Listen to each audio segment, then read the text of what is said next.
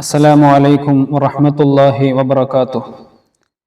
പരിശുദ്ധമായ റജബ് 6 സുൽത്താനുൽ ഹിന്ദ് ഖാജ മുഈനുദ്ദീൻ ചിശ്തി അൽ അജ്മീരി ഖദ്ദസല്ലാഹു സിർറഹുൽ അസീസ് തങ്ങളുടെ വഫാത്തിന്റെ ദിവസമാണ്. ഇറാനിലെ സഞ്ചർ എന്ന ഗ്രാമത്തിൽ ഹസ്രത്ത് ഗിയാസുദ്ദീൻ റളിയല്ലാഹു അൻഹുവിന്റെയും ഉമ്മുൽ വറ മാഹിനൂർ ബീവി റളിയല്ലാഹു അൻഹയുടെയും മകനായി ഹിജ്റ 537 റജബ് 14 മഹാനവറുകളുടെ ജനനം. ഖാജ തങ്ങളുടെ പിതാവ് ഗിയാസുദ്ദീൻ റളിയല്ലാഹു അൻഹു വലിയ പണ്ഡിതനും സൂഫി വര്യനുമായിരുന്നു. ഖാജ തങ്ങൾ പ്രാഥമിക വിദ്യാഭ്യാസം നേടിയത് ഖുറാസാനിൽ വെച്ചാണ്. പണ്ഡിതനും സൂഫി വര്യനുമായ പിതാവ് തന്നെയാണ് അതിന് മേൽനോട്ടം വഹിച്ചത്. പിന്നീട് ഹസ്രത്ത് ഹുസാമുദ്ദീൻ റളിയല്ലാഹു അൻഹുവിന്റെ സന്നിധിയിൽ വെച്ച് പരിശുദ്ധമായ ഖുർആൻ ഹൃദ്യസ്ഥമാക്കി മനഃപ്പാഠമാക്കി. തുടർന്ന് അറബി, ഫാരിസി തുടങ്ങിയ ഭാഷകൾ അഭ്യസിച്ചു. ഖുർആൻ, ഹദീസ്, ഫിഖ്ഹ്, മന്തിഖ് മുതലായ അനേകം വിജ്ഞാന ശാഖകളിൽ മഹാനവറുകൾ വലിയ അവഗാഹം നേടി. ഖാജ മുഈനുദ്ദീൻ ചിശ്തി റളിയല്ലാഹു അൻഹു തന്റെ വിദ്യാഭ്യാസ കാര്യങ്ങൾക്ക് വേണ്ടി വർഷങ്ങളോളം ചെലവഴിച്ചിട്ടുണ്ട്. എന്നാൽ ഖാജ തങ്ങൾ എന്ന ഈ പൊന്നുമോനെ അധികകാലം ലാളിച്ചു വളർത്താൻ ആ മാതാപിതാക്കൾക്ക് യോഗമുണ്ടായിരുന്നില്ല.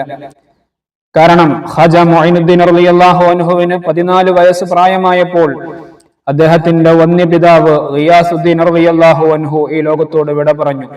ഹിജ്റ 51 മഹാനവറുകൾ വഫാത്താവുന്നത്. അധികം താമസിയാതെ ഖാജ തങ്ങളുടെ വന്യമാതാവ് മാഹിനൂർ ബീവിയും ഈ ലോകത്തോട് വിട പറഞ്ഞു. മാതാവിന്റെയും പിതാവിന്റെയും പരിപാലനം ഇളം പ്രായത്തിൽ തന്നെ നഷ്ടപ്പെട്ട ഖാജ മുഈനുദ്ദീൻ ചിശ്തി തങ്ങൾ വിശ്വാസദാർഢ്യത്തോടൊപ്പം ക്ഷമയും സഹനവും കൈമുതലാക്കി ജീവിച്ചു. പിതൃസ്വത്തായി ഒരു മുന്തിരിത്തോട്ടവും ഒരു ആസുകല്ലും കുറച്ച് പണവും ലഭിച്ചു. പണമെല്ലാം അദ്ദേഹം ദീനീയായ ആവശ്യത്തിന് വേണ്ടി ചിലവഴിച്ചു. എന്നാൽ തന്റെ ഉപജീവന മാർഗത്തിന് മുന്തിരിത്തോട്ടവും ആസുകല്ലും മതിയെന്ന് മഹാനവറുകൾ വിചാരിച്ചു. മുന്തിരിത്തോട്ടത്തിലെ ജോലിയെല്ലാം അദ്ദേഹം തന്നെയാണ് നിർവഹിച്ചു പോന്നിരുന്നത്. തൊഴിലിന് പരിശുദ്ധമായ ഇസ്ലാം കൽപ്പിച്ച മഹത്വം അദ്ദേഹം ശരിക്കും മനസ്സിലാക്കിയിരുന്നു. ഇതിനിടക്കാണ് സവിശേഷമായ ഒരു സംഭവം ഉണ്ടാകുന്നത്. മഹാനവറുകളുടെ ജീവിതത്തിന്റെ ഒരു വഴിത്തിരിവ് കൂടിയായിരുന്നു അത്.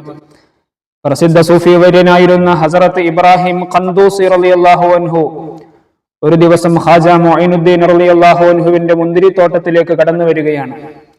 ഖാജ റളിയല്ലാഹു അൻഹു അദ്ദേഹത്തെ അത്യാവേശപൂർവ്വം സ്വീകരിച്ചിരുത്തി. കഴിക്കാൻ കുറച്ച് കാരക്ക എടുത്തു കൊടുത്തു. അദ്ദേഹം കാരക്ക ഭക്ഷിച്ചു. അതിനുശേഷം തന്റെ സഞ്ചിയിൽ നിന്ന് ഒരു ഉണങ്ങിയ റൊട്ടിക്കഷ്ണം എടുത്ത് ഖാജ മുഈനുദ്ദീൻ തങ്ങൾക്ക് നൽകി. റൊട്ടിക്കഷ്ണം ഖന്ദൂസി റളിയല്ലാഹു അൻഹു വായിലിട്ട് ചവച്ചതിന് ശേഷമാണ് നൽകിയത്. ഖാജ റളിയല്ലാഹു അൻഹു സന്തോഷപൂർവ്വം അത് വാങ്ങി കഴിച്ചു. അതിനുശേഷം ആത്മീയ കാര്യങ്ങളെക്കുറിച്ച് ഖന്ദൂസി റളിയല്ലാഹു അൻഹു ഒരു ഉപദേശം നടത്തി. അപ്പോൾ ഖാജ മുഈനുദ്ദീൻ റളിയല്ലാഹു അൻഹുവിന്റെ മനസ്സിൽ എന്തെന്നില്ലാത്ത ചില പ്രവർത്തനങ്ങൾ ദൃശ്യമായി. അള്ളാഹുവിനോടുള്ള ഇഷ്ഖിന്റെയും തഖ്വയുടെയും ദിവ്യശോഭയാൽ അദ്ദേഹത്തിന്റെ ഹൃദയം പ്രകാശ സമാനമായി. ഭൗതിക സുഖാനുഭൂതികളോട് വെറുപ്പും ദേഷ്യവും തോന്നി. വിജ്ഞാനം, സൽക്കർമ്മങ്ങൾ, സുഹൃദ് എന്നിവയിലായി ആത്മീയ ജീവിതത്തോട് അങ്ങേയറ്റം ആഗ്രഹം വർദ്ധിച്ചു വന്നു. ഖാജ മുഈനുദ്ദീൻ ചിശ്തി റളിയല്ലാഹു അൻഹുവിന്റെ ജീവിതത്തിൽ ഇതൊരു പ്രധാന വഴിത്തിരിവായിരുന്നു. നിശ്ചലമായ ഈ ലോകവുമായുള്ള ഭൗതിക ബന്ധം പൂർണ്ണമായും മഹാനവറുകൾ ഉപേക്ഷിച്ചു. തന്റെ വിലപ്പെട്ട മുന്തിരിത്തോട്ടം സാധുക്കൾക്കായി അദ്ദേഹം ദാനം ചെയ്തു.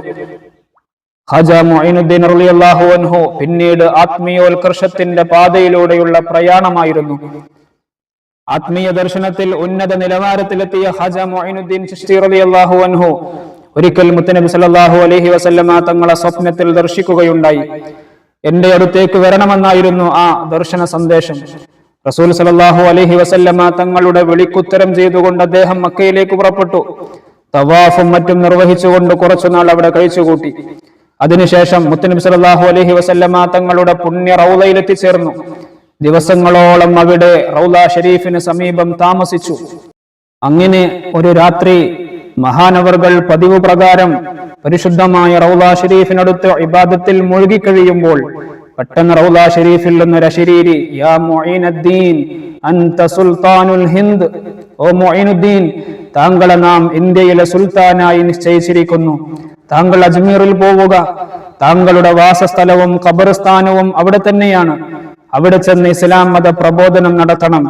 നബി സല്ലല്ലാഹു അലൈഹി വസല്ലമ തങ്ങൾ ഖാജ മുഈനുദ്ദീൻ ചിശ്തിയോട് ഇന്ത്യയിൽ ചെന്ന് ഇസ്ലാം മത പ്രബോധനം ചെയ്യാൻ ആജ്ഞാപിക്കുകയായിരുന്നു, കൽപ്പിക്കുകയായിരുന്നു. മുൻ പരിചയമില്ലാത്ത അജ്മീർ പ്രദേശം നബി സല്ലല്ലാഹു അലൈഹി വസല്ലമ തങ്ങൾ മുറാഖബയിലൂടെ അറിയിച്ചു കൊടുക്കുകയും റസൂൽ സല്ലല്ലാഹു അലൈഹി വസല്ലമ തങ്ങളുടെ ആത്മീയ നിർദ്ദേശമനുസരിച്ച് ഖാജ മുഈനുദ്ദീൻ തങ്ങൾ ഇന്ത്യയിലേക്ക് യാത്ര പുറപ്പെടുകയും ചെയ്തു. കൂടെ ധർമ്മധീരരും സദ്വൃത്തരുമായ 40 മുരീദുമാരും ഉണ്ടായിരുന്നു.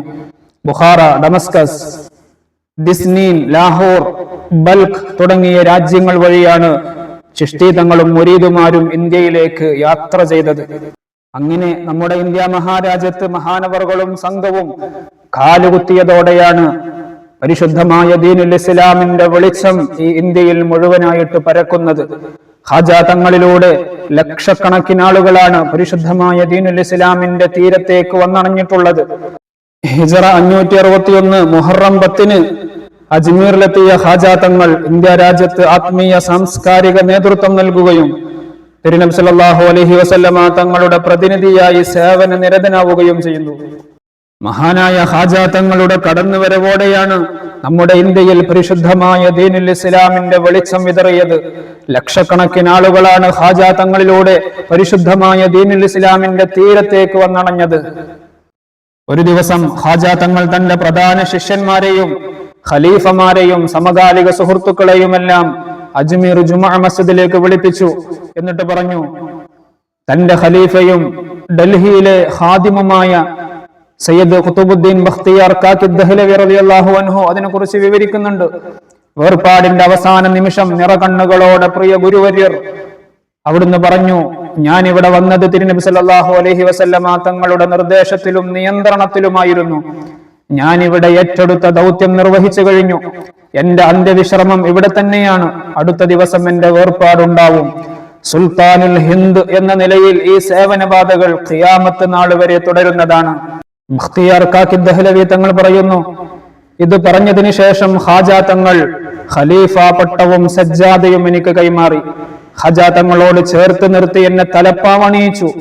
ശേഷം പാരമ്പര്യമായുള്ള മുസഹഫിന്റെ കോപ്പിയും മുസല്ലയും പാദരക്ഷയും നൽകി അനുഗ്രഹിച്ച ശേഷം ഖാജ തങ്ങൾ പറഞ്ഞു, അറിയുക, ഇതാണ് പ്രവാചകചര്യ. ഇത് നമ്മിലേക്ക് എത്തിയത് വിശുദ്ധരായ ഖാജമാർ മുഖേനയാണ്. ഞാനിത് നിന്നിലേക്ക് കൈമാറുന്നു. ഞാനിത് ശ്രദ്ധിച്ചു പോന്ന അതേ സൂക്ഷ്മതയിലും പാതയിലുമായി നീയും നിർവഹിക്കുക.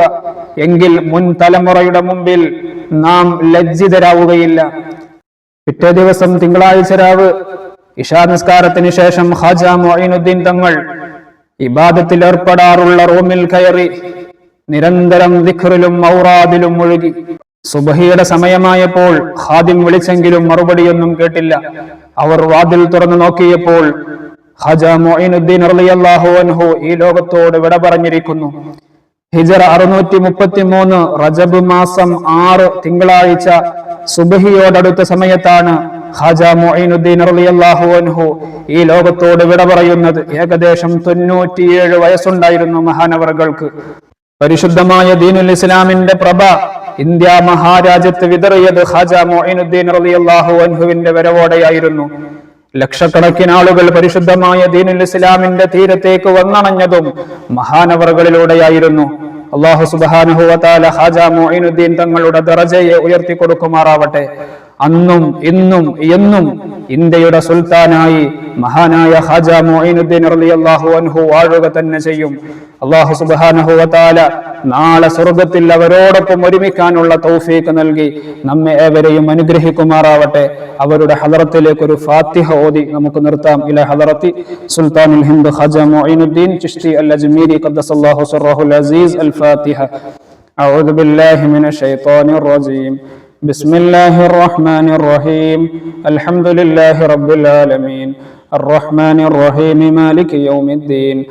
إياك نعبد وإياك نستعين اهدنا الصراط المستقيم صراط الذين أنعمت عليهم غير المغضوب عليهم ولا الضالين آمين